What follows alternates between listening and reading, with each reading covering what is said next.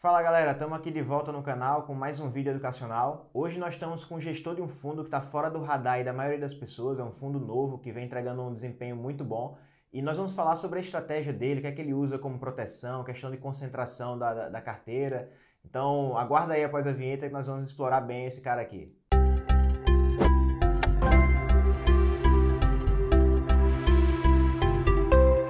Estamos aqui com Carol Diniz, é o gestor do Marsupial Canguru FIA, um fundo de investimento em ação com uma abordagem bem diferente do que a gente vê na maioria dos fundos.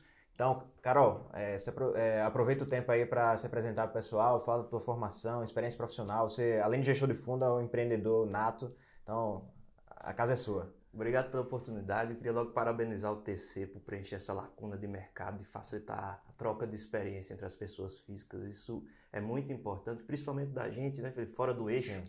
Quando você está em São Paulo é mais fácil, mas em uma pessoa, Natal, é difícil achar gente com experiência em mercado para trocar. A gente teve essa dificuldade a vida toda e o TC eu acompanho já, eu acho que há um ano, e vocês estão de parabéns com os resultados. Eu sou nascido no sertão do Rio Grande do Norte, cidadezinha pequenininha, chamada Zé da Penha, abraço pessoal do Zé da Penha, e vim beber para São Paulo, passei minha adolescência aqui, depois voltei para Natal, e lá fui para o mercado de trabalho e sempre ajudei a cuidar, ajudei a orientar os recursos dos amigos ricos. Então eu opero na Bolsa desde 2003 mais ou menos, e sempre fui um leitor voraz, tanto de história como de economia, como de biografias, para aprender com o erro dos outros, e tenho memória econômica desde o Plano Real. Eu sou de 83, eu lembro explicando o RV para meu pai em 94, não tinha nem 11 anos completo ainda. Eu já assinava a Folha de São Paulo, assinava o Estado de São Paulo e comprava a Folha aos domingos, que eu já entendia que tinha que ter uma segunda opinião. Não existia internet na época, isso com 10, 11 anos de idade, né? E lia muito, sempre li muito. E sempre facilidade de matemática muito grande, quando você junta a curiosidade com matemática, fim do mercado financeiro, né? E quando comecei a trabalhar no mercado de varejo, porque eu nunca trabalhei no mercado financeiro, em banco, em asset, eu sou uma cria do varejo, ajudei a expandir Ótica Diniz, ajudei a expandir lojas Nokia, e isso me deu um background muito importante para analisar hoje a capacidade de execução de empresas. Porque quando o management faz um paper, faz uma apresentação e diz nosso planejamento é esse, eu acho que eu tenho uma boa noção da dificuldade de executar isso. Sim. Né? Porque eu já vivi isso na pele muitos anos da minha vida. E em paralelo, estava no mercado orientando os amigos ricos nesse período aí de 17 anos de bolsa. Vivi 2008... Né? Sentindo na pele. Sentindo na pele, eu costumo dizer que você só sabe o que é bolsa depois que você perde 40% da sua carteira. Que aí o seu emocional está preparado para a Bolsa de Valores. Mas perdemos uns 25% em 2008, depois rendemos mais de 100% em 2009, recuperamos o prejuízo. Isso ainda como consultor de valores imobiliários, que é o que eu tinha conseguido até então com a CVM, já era CNPI, já consultor de valores, e vendia as informações para os clientes operarem, né? E consegui meu CGA em 2010, mas só consegui o registro de gestor em 2016, porque até então eu precisava ter 3 anos de experiência bancária para ser gestor. E eu nunca servi nem café em banco, então a coisa não fechava, eu tive que ficar como consultor. Quando mudou a legislação em 2016, eu consegui o registro de gestor, e agora em maio do ano passado nós abrimos o Marsupial Canguru FIA, e estamos aí com quase 130% em 8 meses. Essa questão que você falou de nós que estamos no Nordeste, agora eu estou aqui em São Paulo, mas tem vantagens e tem desvantagens. Uma vantagem é que a gente fica meio que longe do ruído. Por outro lado, a gente também tem menos acesso a algumas informações. Perfeito. E nós estávamos conversando aqui antes, se você quiser citar o nome da empresa, você cita à vontade, mas eu não vou citar, fica a seu critério. A gente estava conversando sobre um caso de uma empresa que você conversou com o dono, ela foi vendida e depois o cara comprou ações.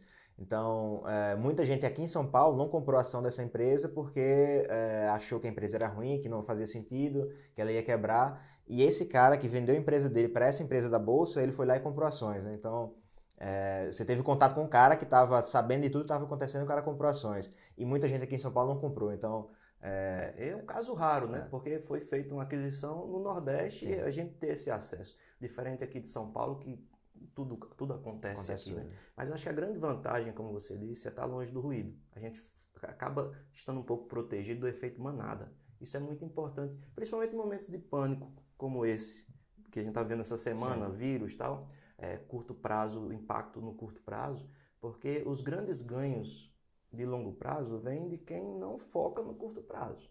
Sim. Não que você não possa ter grandes ganhos no curto prazo, você pode, mas são estratégias opostas. Né? Você, para ter ganhos grandes, você tem que aguentar a volatilidade. Sim. E é isso que eu sempre digo para quem quer. Se o cara não aguenta a volatilidade, tem que ficar no CDI e na poupança. O canguru rendeu 29% em dezembro. Só no mês. No mês. E chegamos a render agora em janeiro mais 20%. Antes dessa realização, hoje nós estamos falando no último dia do mês, até ontem ainda estava rendendo 11 e alguma coisa. Certo? Então devemos fechar o mês muito bem. O dia hoje aparentemente está negativo, mas não dá para cair 11%. Não vai cair os 11%, né? Então, mesmo depois de uma alta grande em dezembro, a gente conseguiu. E o índice hoje amanheceu no mês zerado, estava menos 0,1%. E a gente ganhando 11% no mês. Sim. Certo? Então, a nossa estratégia não segue índice. Nós fazemos uma estratégia de valor absoluto. Vários meses eu caí com bolsa subindo e subi com bolsa caindo. Certo? Porque a gente busca narrativa, a gente busca valor escondido e tem paciência de esperar e aguenta a volatilidade de esperar. O fundo tem 38% de volatilidade. Então, quando um amigo chega e diz, cara, eu quero entrar no canguru, você rendeu 29% no mês passado, eu digo, você está pronto para perder 29% no mês que vem? Porque pode acontecer, antes de você ganhar seus 30%, você perder. O importante é a gente perder menos do que ganhar. No meu longo prazo. No meu clube eu devo ter uns 15% de volatilidade, bem menor. Menos da metade.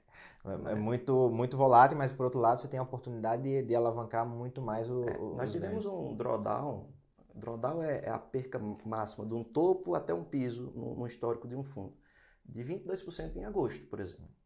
Nós chegamos a subir no começo de agosto 8%. Depois inverteu e ficou negativo 16%. No mesmo mês que estava subindo o mês. E o mês fechou zerado. Fechou positivo 0,02. Se vocês olharem o histórico do fundo, agosto deu 0,02 positivo. Depois de dar menos 16. Desse menos 16 para o 0,02 foram 4 dias. Ou seja, foi 2 semanas caindo, mas em 4 dias ele zerou. Então, assim, quando você sabe...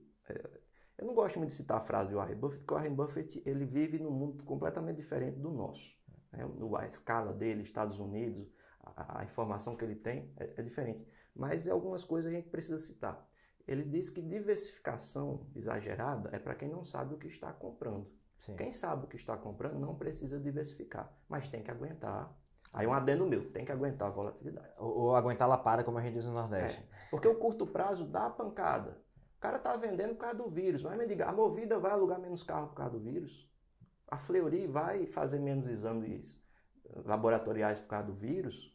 Talvez, se o vírus chegar aqui, vai fazer até mais, né? Sim. Mas, enfim, a maioria das empresas não são afetadas. Pode ser afetado uma Vale, se houver um fechamento de portos, né? Pode ser afetado empresas como a Azul, que depende do preço de petróleo. Aí pode ser beneficiada, que o petróleo cai, o insumo fica mais barato. Então, assim, mas a maioria das empresas de consumo interno não vai fazer diferença o vírus, mas as ações estão caindo. Por quê? Fluxo, efeito manada.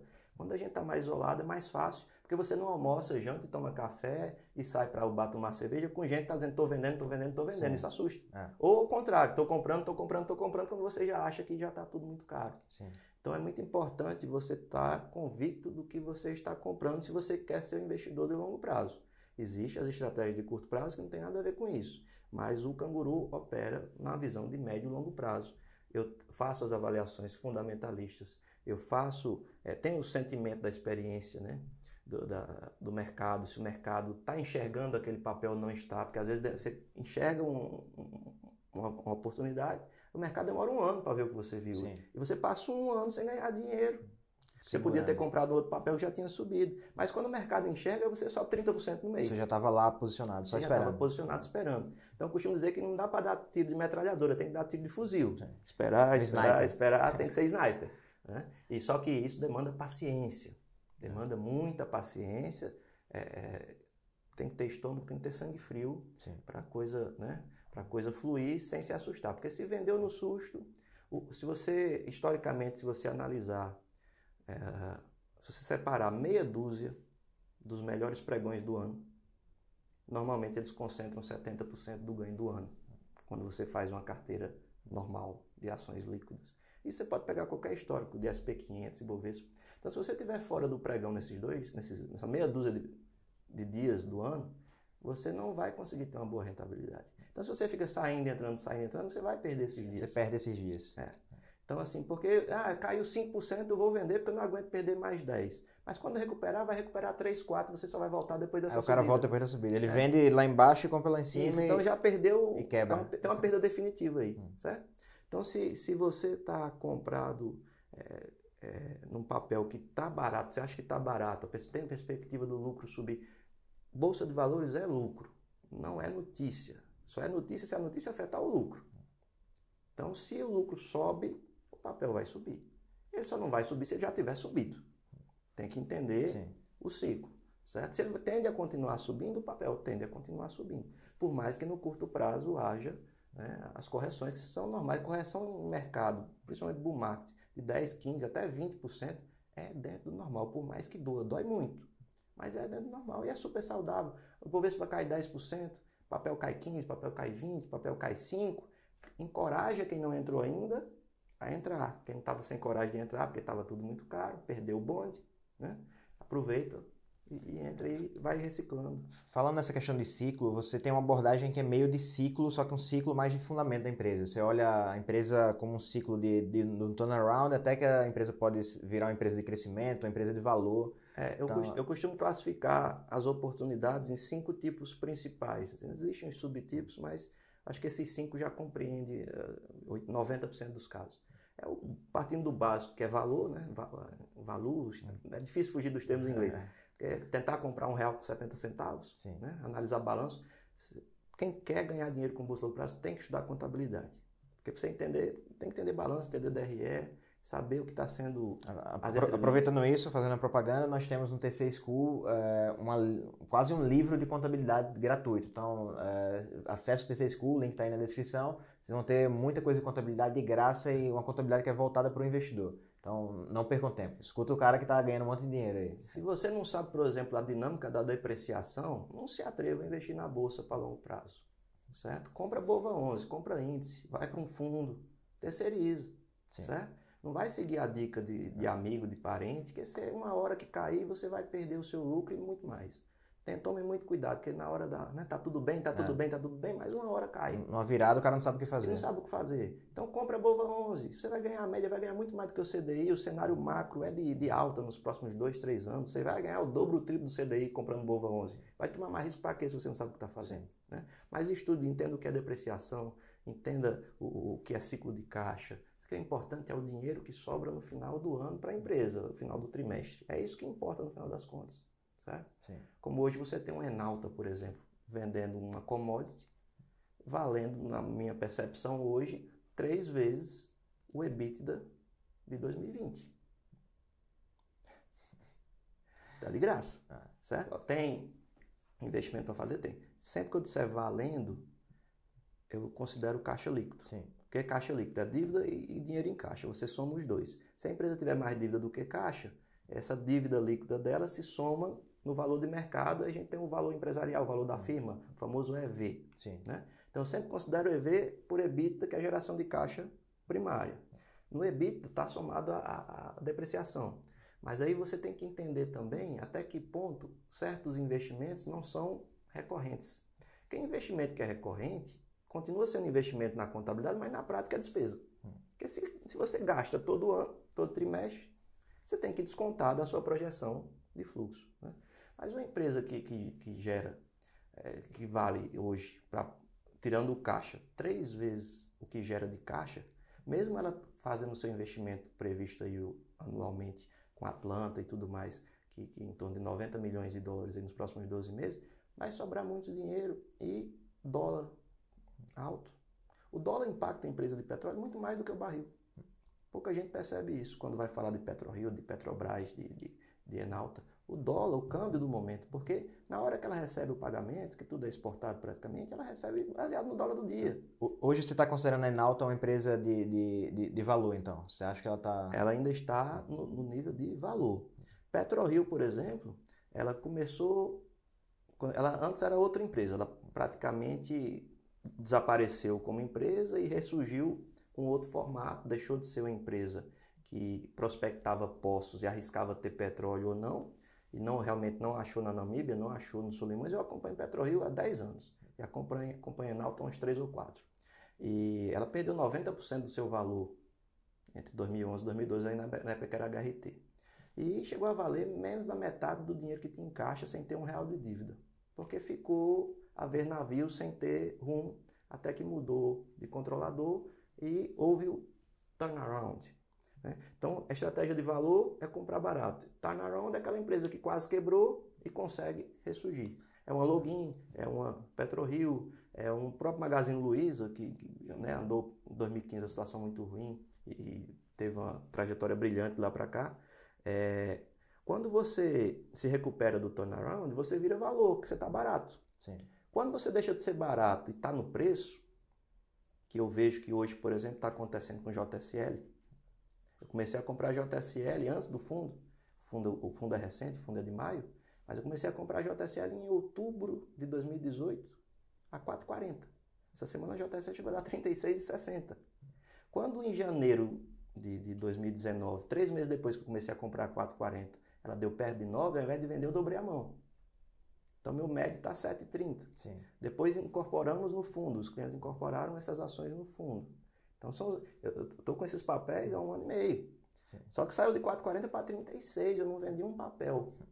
Certo? Porque, no meu modo de ver, ela era uma empresa extremamente desvalorizada, porque a dívida pressionava a confiança dos investidores. Muito endividada, mas é uma dívida natural do negócio dela, que é negócio de aluguel, com Movida, ou aluguel de caminhão com a Vamos, ou transportadora, que aí tem a questão do crescimento econômico, que também estava negativo na época, ainda. Agora já está positivo. Então o mercado olhava ela com muita desconfiança. Quando os juros começaram a cair, o custo financeiro começa a diminuir, a empresa endividada vira uma ótima oportunidade. E mesmo nesses 4, 5 anos sem crescimento de 14 a 18, ela dobrou as receitas. Então, sinal que tem uma gestão eficaz. Então, comecei a comprar a JSL, multiplicou por 7. Hoje você classifica ela como na sua visão? Hoje, ela, na minha visão, a R$35, ela é uma empresa que ainda tem um pouco de ágio como valor, como valuation, que deve valer no lucro de hoje seus R$45, R$50. Mas ela já passa a ser uma empresa de crescimento, porque o EBITDA dela cresce na taxa de 10, 15% ao ano.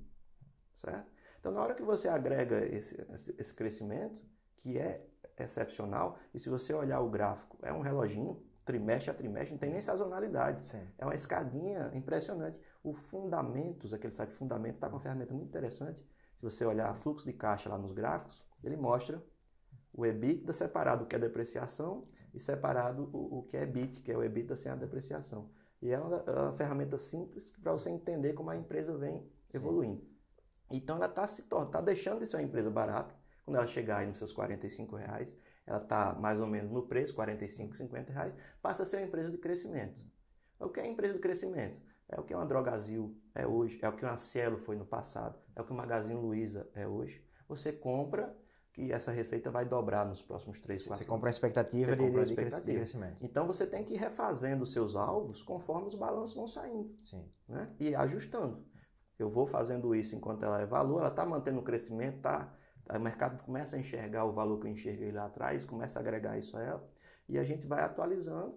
E como sobe demais, você, como gestor de fundo, para não ficar muito pesado, você tem ou que vender ou diluir conforme entra novos aportes no fundo. Sim. Eu fui diluindo. Eu não comprei mais e fui diluindo para não ter que vender. Sim. Né? Mas mesmo assim sobe tanto que fica pesado. Então ela passa a ser, no meu entender, depois dos R$45, R$50, uma empresa de crescimento. Tá? E aí você continua tendo uma perspectiva maravilhosa, talvez seja uma empresa que para 2022 chegar a R$100, certo? Tudo continuando numa visão macro de crescimento do Brasil, reeleição de Bolsonaro ou de um sucessor de Bolsonaro alinhado economicamente com o liberalismo, com a geração de emprego e renda, diminuição do Estado, que tudo isso é essencial para a gente manter esse juro baixo, inflação baixa, para que as empresas sejam reavaliadas. Porque os modelos ainda estão colocando taxa de desconto de 9%, 10%, 11%. E se a Selic ficar aí nos 5% anos a fio? Sim. Tá tudo alto. Na hora que você faz essa reavaliação, tudo passa a valer mais. Em resumo, para o pessoal entender essa ideia desses ciclos que você olha, turnaround, valor e crescimento, o que você, assim, não tem uma receita, mas o que é que você olharia para tentar perceber que um turnaround pode virar, por exemplo, uma empresa de crescimento? E ainda tem fluxo e momento. Sim. Momento, evento. Sim. Né? Porque, fusão, aquisição, são eventos, mudança de legislação, mudança de forma contábil de apuração, tudo isso pode ser um evento importante. Um poço de petróleo novo na empresa de petróleo, enfim. Uma venda inesperada de um ativo, né? E fluxo é o que a gente está aguardando há meses dos gringos e não chega, né? Na hora que chegar... Mas está vindo muito fluxo interno Sim. Isso, acho que isso puxou muito a bolsa recentemente. Todo real de gringo que sai é um real interno que está entrando. Se alguém vendeu, alguém comprou. E tem que olhar estoque, né? O estoque deles continua aumentando, porque as ações estão valorizando. Na prática, eles estão apurando lucro e saindo com lucro. Né? E para você entender como é que sai do turnaround para o crescimento, do valor para o crescimento, não tem outro jeito, é leitura de balanço. Certo? Você tem que entender o fluxo financeiro dentro do negócio. Porque, por exemplo, vou citar um exemplo aqui que não deu certo. Contax. Que é a antiga Contax, call center, um dos maiores call centers do Brasil, um dos maiores empregadores do Brasil. E hoje é LIC na Bolsa. Não chegou a quebrar, mas já fez recuperação extrajudicial, já renegociou a dívida umas 3 vezes.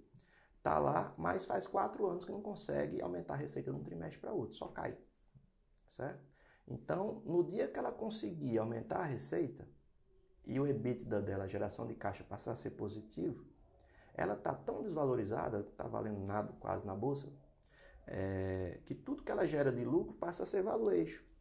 Então, é um papel que do dia para a noite pode subir 100%, 200%. Mas também do dia para a noite pode quebrar de vez e fechar as portas. Isso é importante. Não vão sair comprando a empresa porque ele está dizendo aqui que a empresa está barata. Você tem que seguir o conselho dele de estudar. Estuda o caso, porque o caso é arriscado. Eu estou dando um exemplo. Eu perdi dinheiro com Contax em 2017, se eu não me engano. Muito dinheiro, uns 40%, porque acreditei que pudesse reverter aumento de receita e não houve. Isso aí... assumir o prejuízo e partir para outra, mas continua acompanhando, porque um belo dia pode acontecer, mas não é hora de entrar, certo? Mas, por exemplo, Login foi um caso parecido com a Contax que deu certo. Conseguiram retomar o aumento de receita, a empresa chegou a ter, estava até dezembro com patrimônio líquido negativo, fez um aporte, né, fez um aumento de capital para regularizar a situação, mas foi uma empresa que quase quebrou, mas conseguiu, com a volta da economia, conseguiu se reerguer. Então, tudo que ela agrega de EBITDA vai na veia para o valuation, porque não existia fluxo de caixa. Certo? Então, só em ela não ter mais o risco de quebrar, já tem um up sensacional. Então, o Login hoje é um papel que saiu de R$2 para 25, 26, como está agora, realizou um pouquinho essa semana, 23, 24 e tal, mas é um papel que tranquilamente volta para o seu preço da IPO, que foi R$40, R$50. Certo? Por quê? Porque é vetor de crescimento, é logística, como o JSL também é. Você precisa, a economia crescendo, as cargas têm que girar. Fornecedor em Manaus, consumidor em São Paulo, né? Tem que ter essa logística, alguém tem que ganhar dinheiro com essa história. E falando sobre hedge, vocês fazem alguma espécie de proteção? A carteira de vocês é bem concentrada, então por isso tem muita volatilidade, mas de alguma forma vocês fazem alguma proteção específica? Eu gosto de fazer proteção, alguns chamam isso de natural, ou sistêmico, ou estratégico. Por exemplo, você não sabe para onde o dólar vai. Quem disser que sabe para onde o dólar vai, está chutando. Né? Então, por que não você deixar metade da sua carteira faturando em dólar e metade da sua carteira faturando em real? É um hedge natural para o dólar. Certo? Aí eu não sei para onde o juro vai. Porque você não tem parte da sua carteira em ações muito endividadas, que se beneficia se o juro cair, né? Ou ações pouco endividadas que não se beneficiam. Você vai compensando. O petróleo, você tem muita petrolífera. Eu gosto de petrolífera, já ganhei muito dinheiro com PetroRio, ganhei muito dinheiro com Enalta. Quero ganhar dinheiro com Petrobras na hora certa. Certo? Acompanho o mercado de petróleo há mais de 10 anos. Só que aí você tem um azul, por exemplo, que compensa. Porque quando o petróleo sobe, o azul cai, porque o insumo dela mais pesado é o querosene, que é petróleo, e é dólar. Dólar subindo, azul cai. Dólar caindo, azul sobe. Né? Para quanto vai o valor da azul no dia que essa cotação do dólar acalmar? Talvez a gente veja 4,50 antes de voltar para os R$4. Mas quando entrar na casa dos 3 de novo, pode demorar 1 ano, 2 ou 3, mas tende aí dessa mudança estrutural que o país está passando. Para onde vai o papel da Azul? Sim. Né? Com esse custo principal caindo muito, crescendo economicamente, capilaridade alta, gestão A empresa é boa, a gestão da empresa é boa. E aí você balanceia isso com a empresa de petróleo, o impacto brusco de um câmbio ou de um Brent subindo muito, caindo no barril, eles vão se equilibrar ali. Então, assim, é mais barato do que ficar comprando opções, ou put, ou call, enfim, fazer isso de forma sistêmica. Não, sempre partindo do princípio que a volatilidade não é sua inimiga, porque não diminui volatilidade, de certa forma, que se você estiver concentrado. Volatilidade é oportunidade. Só se você quer ganhos elevados, você tem que aguentar alta volatilidade. E aí você tem que ter a mentalidade certa. Você não vai pegar um dinheiro, você vai colocar de curto prazo no fundo como marsupial, que é muito volátil. Então, a volatilidade, ela geralmente é uma oportunidade muito boa se você tiver a mentalidade certa. Se você for de curto prazo, você pode quebrar e nunca mais volta para a bolsa. É um dinheiro que você não pode jamais precisar dele. É a gordura da gordura. Sim. Né? E aí a gente tem condições de entrar num nível de volatilidade de 38% para ganhar 100%, 120% no ano, como aconteceu agora. Não significa que vai se repetir. Tudo depende das oportunidades que aparecerem e cabe ao gestor balancear isso na hora certa. Né? Sim. Então, Carol, vou te pedir para deixar um recado final aí para os nossos ouvintes, a nossa audiência aí. Já recomendo que vocês procurem Carol aí nas redes sociais, segue lá no Twitter, no Instagram, você tá nos dois, no Twitter, Instagram e... Tá, Carol Diniz, homem, é fácil. É com K, Carol com K. Né? E o Marsupial Canguru também tem os perfis. Marsupial Canguru está no BTG Digital por e-mail, só você pedir por e-mail, quero aplicar no Marsupial Canguru FIA para o e-mail do seu assessor, ele tem como aplicar para investidor qualificado, não tem valor mínimo.